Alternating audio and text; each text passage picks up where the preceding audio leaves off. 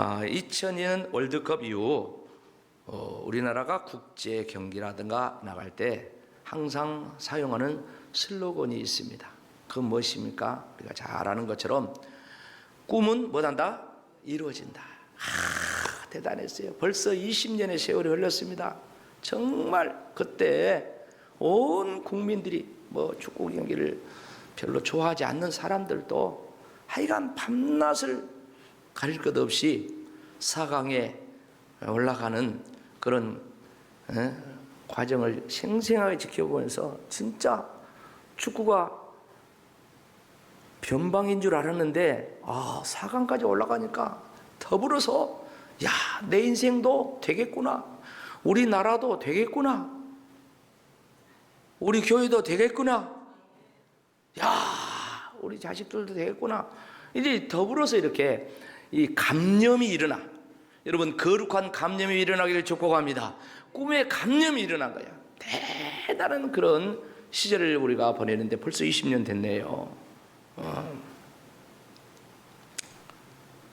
그런 가운데 이제 다음 월드컵이 돌아올 때도 똑같이 이제 꿈을 이렇게 이루어진다고 이렇게 했는데, 그때는 성적이 그렇게 좋지 않았어요. 그러니까 뭐라고 한 줄 아십니까? 꿈이 안 이루어지니까 같이 합시다. 또다시 꿈을 꾸자. 그런 슬로건이 그 다음에 나왔어. 꿈이 안 이루어도 낙심하지 말고 또다시 꿈을 꾸자. 이런 슬로건이 나와가지고 이제 운동장에 나온 그런 응원한 사람뿐만 아니라 집에서 텔레비를 보고 응원한 사람, 모든 국민들에게 또다시 꿈을 꾸자는 그런 비전을 이렇게 갖게 하는 것을 볼 수 있습니다. 꿈은 모든 사람은 다 꿀 수가 있습니다. 짐승은 꿈을 꿀 수가 없어요. 그런데 사람이라 하면은 하다마다 개꿈이라도 꿔. 다 이렇게 꿈을 꾸는 게 하나님의 형상을 창조한 인간의 특징이라고 그렇게 볼 수가 있습니다. 꿈이 있는 사람은 희망이 있고 그리고 내일이 있습니다. 그러나 꿈이 없으면 희망이 없어요. 내일이 밝지 않아요. 그러다 보니까 인생을 그냥 아무렇게나 사는 거예요. 어떻게 보면 방치하면서 그냥 될 대로 되라 그렇게 살면서 술에 쪄들고 막 이렇게 사는 그런 사람들이 종종 주변에 있는 걸 보면 너무너무 안타깝죠. 여러분, 세계 제1위 나라가 미국입니다. 미국의 나라가 어떻게 됐습니까? 꿈 때문에 그렇게 됩니다. 미국이라는 나라는 꿈 때문에 이루어진 나라예요. 미국의 조상들이라고 할 수 있는 그 청교도들이 꿈을 꿨습니다. 어떤 꿈을 꿨습니까? 우리가 신앙생활을 자유롭게 한번 해보자, 마음대로 해보자. 그 국교도, 영국 국교도의 핍박을 받지 않고 그냥 성경대로 믿어보자, 그런 꿈을 꾸고 이제 탈출을 해가지고 인디언의 나라, 그 황무지의 나라 미국 와서 하나님의 말씀 붙들고 이 말씀의 꿈, 믿음의 꿈이 이루어지기를 계속해서 살면서 오늘의 역사를 이뤘습니다. 그 역사를 이루는데 아주 중요한 사람들이 근대사에 있습니다. 미국의 건국의 아버지라고 하는 조지 워싱턴이 있어요. 워싱턴. 그런가 하면 노예 해방을 시킨 아브라함 링컨이 있습니다. 이 사람 다 대통령이죠. 그런데 뒤에 보면은 마틴 루터 킹 목사님이 있습니다. 대통령들을 집어넣지 왜 저기에 제가 킹 목사님을 집어넣겠습니까? 이분은 미국인들의 새로운 꿈을 불어넣죠. 미국이 잘 사는 나라, 그리고 히피가 막 일어나고, 또 닉슨 그 케네디 대통령이 암살을 당하고 그냥 혼돈의 나라가 될 때 이분이 유명한 연설을 했습니다. 그 가운데 한 대목이 I have a dream 이라는 영어로 나는 꿈이 있다는 시 비슷한 이 연설문의 한 대목이 이렇게 나와요. 나는 꿈이 있습니다. 조지아주의 붉은 언덕에서 노인의 후손들과 주인의 후손들이 형제처럼 손을 맞잡고 나란히 앉게 되는 꿈입니다. 나에게는 꿈이 있습니다. 이글거리는 부리와 억압이 존재하는 미시시피주가 자유와 정의의 오아시스가 되는 꿈입니다. 나에게는 꿈이 있습니다. 내 아이들이 피부를 색을 기준으로 사람을 평가하지 않고 인격을 기준으로 사람을 평가하는 나라에서 살게 되는 꿈입니다. 다 같이 읽어봅시다. 시작.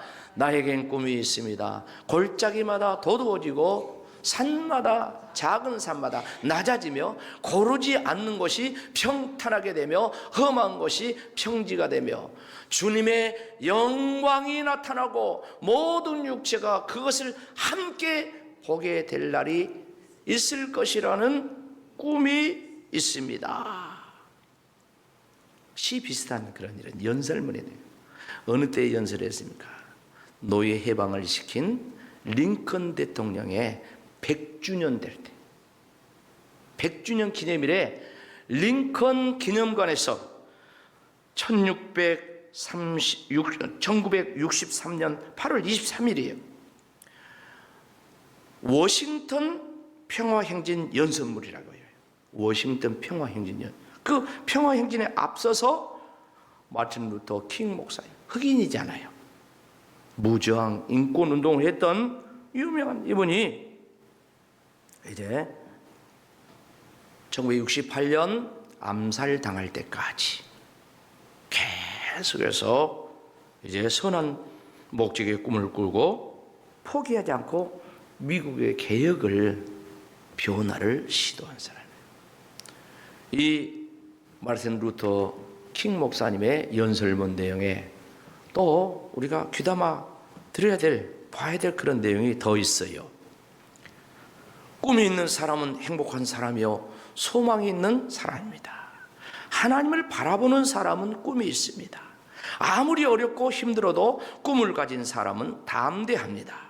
우리는 하나님의 꿈을 꾸는 자들이요 하나님의 꿈을 가진 자들입니다. 하나님이 주시는 용기를 가지고 담대한 믿음과 겸손한 자세로 끊임없이 기도하며 온전히 충성할 때 우리 하나님께서 우리의 꿈을 이루어 주실 것입니다. 다음은 같이 읽읍시다. 시작. 일부 백인 형제들의 위협도 내겐 상관이 없습니다. 나는 이미 산 정상에 올라 약속의 땅을 보았기 때문입니다. 영광 중에 다시 오실 주님을 내 눈으로 보았습니다. 정말 멋지지 않습니까?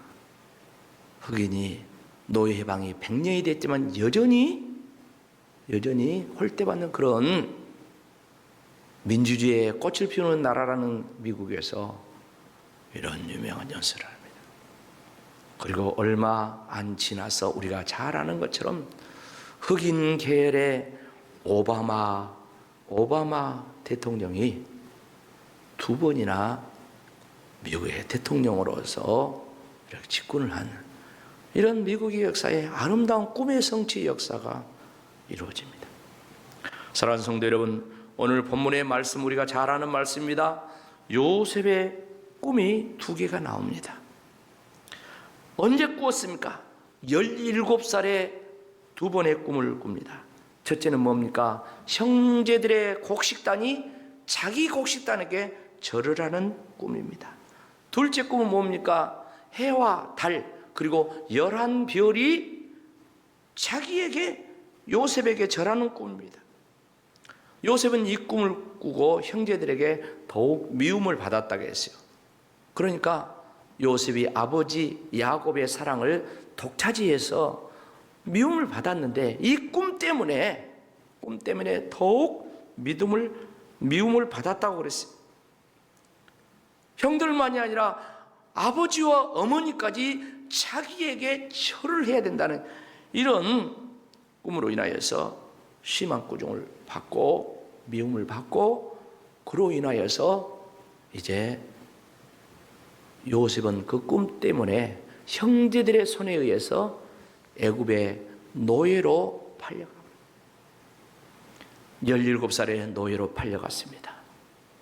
그런데 30살에 하나님께서는 세계 최대의 나라 애굽에 그 바로 밑에 최고의 총리로 30살에 하나님께서 그 꿈을 이루어 주신 줄로 믿습니다. 그 꿈의 혜택은 요셉 혼자만 본 것이 아니라 자기 온 가족들, 그리고 그의 나라 백성들의 이르기까지 꿈의 혜택을 보는 역사가 수백 년의 세월에서 흐려집니다. 꿈이 이루어졌어요. 중요한 것은 제가 요셉 이야기 하려고 하는 거 아니잖아요. 요셉이 꿈을 꾸고 환난 고통에서 꿈을 이루었다고 하면 오늘 우리들도 꿈을 꾸고 꿈을 이루어야 될 거 아니겠습니까? 그럼 우리는 뭘 해야 되겠는가? 그걸 지금부터 말씀을 드리려고 해요. 첫째, 꿈을 꿔라. 어떤 꿈? 하나님이 주신 꿈. 이걸 비전이라고도 해요. 영어로는. 하나님이 주신 꿈을 우리 성도들은 세상 사람은 꿈 꾸잖아요. 성경에서 말씀한 꿈하고 세상 사람의 꾸는 꿈하고 달라요. 하나님이 주신 꿈, 요셉에게 하나님이 주신 그 꿈, 그런 것처럼 나에게도 하나님께서 이 꿈을 주신다는 거예요. 이 꿈이 어떤 내용입니까? 꿈의 내용을 보면 간략히 정리하면 이런 내용이에요. 첫째는 생명을 살리는 꿈이에요. 할렐루야. 생명을 살리는 꿈. 우리가 잘 알잖아요. 요셉의 꿈이 이루어질 때 자신과 자신 가족들을 다 살리잖아요. 여러분, 기독교인들은 예수님께서 우리에게 주시러 오신 것은 생명 주러 오셨습니다. 영원한 생명 주러 오셨어요. 그래서 기독교인들은 죽이는 자가 아니라 살리는 자.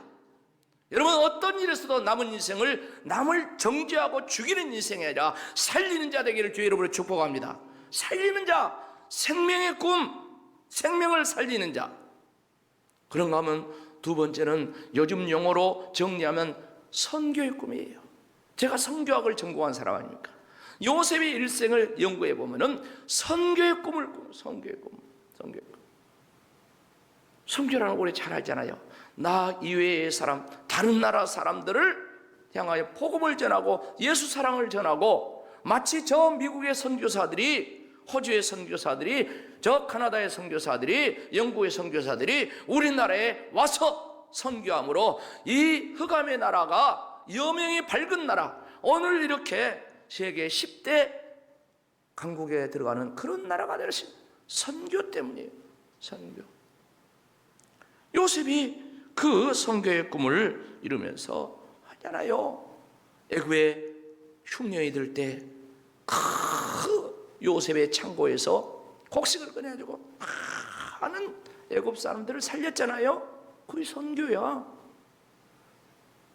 그런 거면 애굽 사람만 살렸습니까? 주변 근동에 있는 사람들, 저 가나안 땅의 사람들이 애굽에 양식이 있는 줄 알고 그곳으로 다 양식을 구하러 왔어. 그때 요셉의 형제들도 와가지고 요셉을 만난 거 아니겠습니까? 그들 주변 나라들을 다 살리는 하나님의 은혜의 혜택을 베푸는 이 선교의 꿈을 요셉이 꿨어요. 우리들도 마찬가지로 선교의 꿈을 꿔야 돼. 마지막으로 세 번째 뭡니까? 하나님의 뜻을 이루는 꿈. 여러분, 하나님의 뜻은 엄청 많습니다.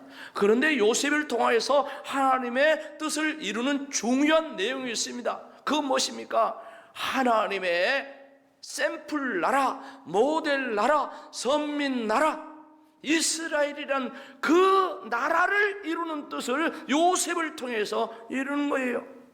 여러분, 이스라엘의 조상이 누굽니까? 아브람이라고 그러죠. 아브람. 우리가 아브람 잘 알지 않습니까? 근데 하나님께서 그 아브람을 부르실 때 하나님께서 주신 꿈이 뭡니까? 나라를 이루는 거예요. 큰 민족을 이루는 거예요. 아직 자식도 한 명 없는데 하나님께서는 아브람을 부르면서 큰 나라, 큰 민족을 이룰 것이다, 이렇게 꿈을 말씀합니다. 창세기 12장 2절 말씀 같이 읽어봅시다. 시작. 내가 너로 큰 민족을 이루고 내게 복을 주어 내 이름을 창대케 하리니 너는 복이 될지라.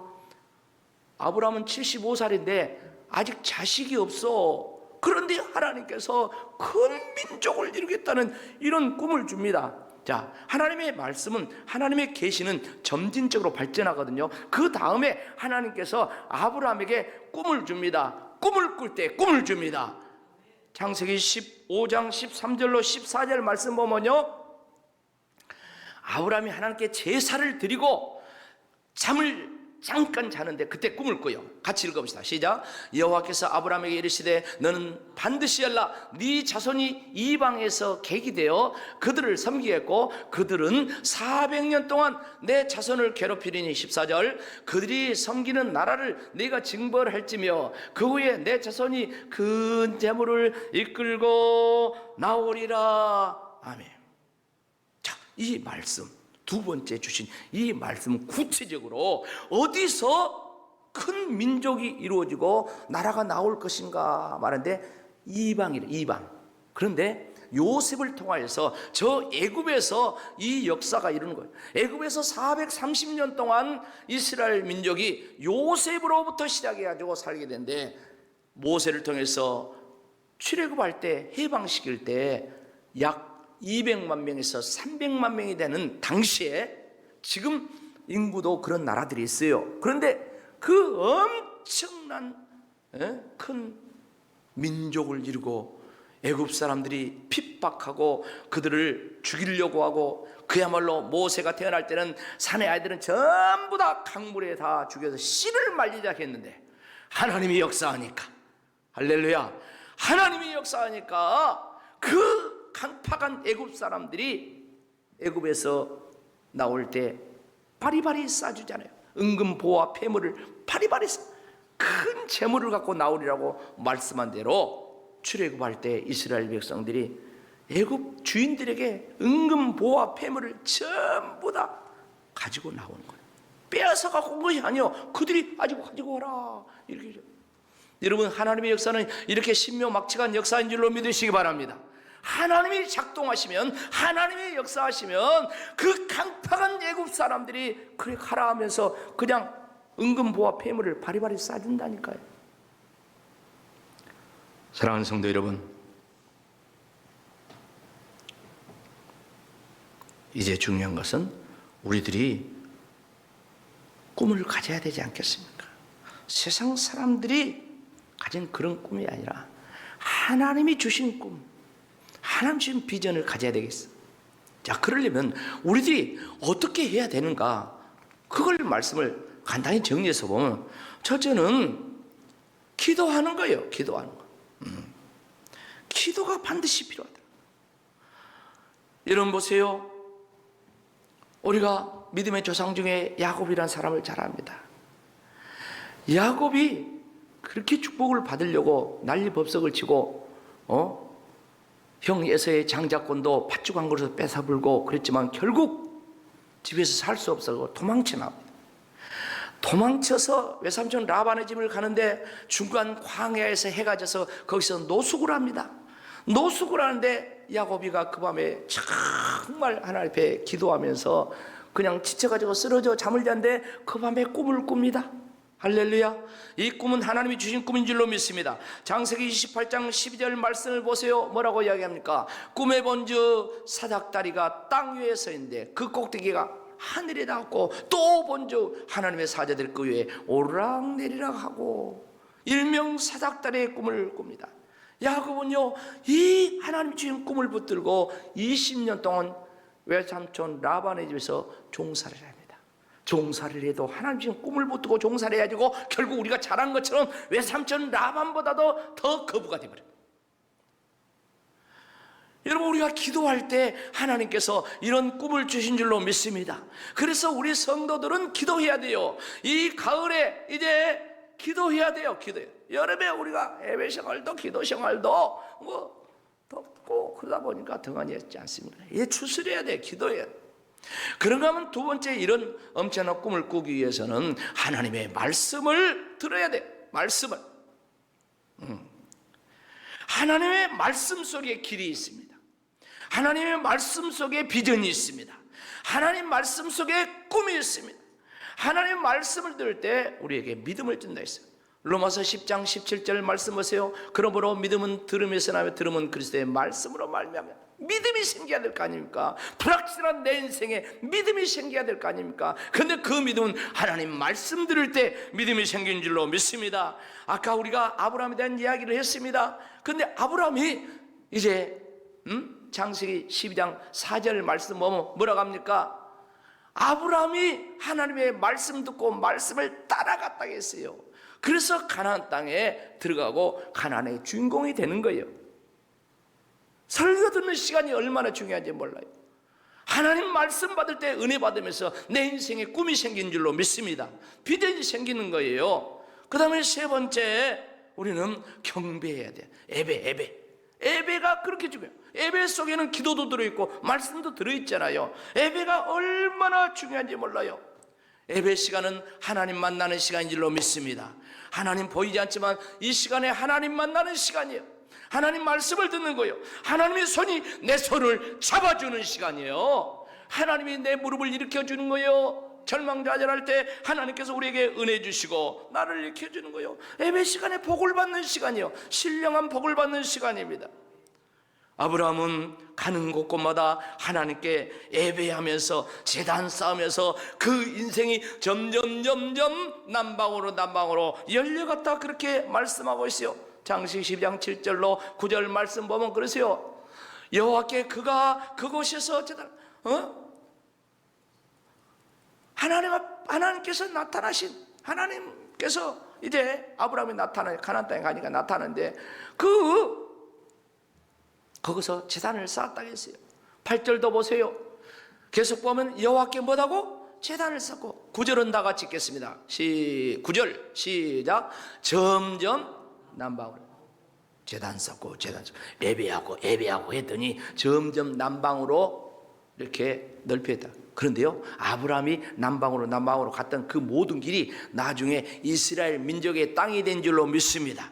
후손들에게 땅이 돼버리는, 나라가 돼버리는 거예요.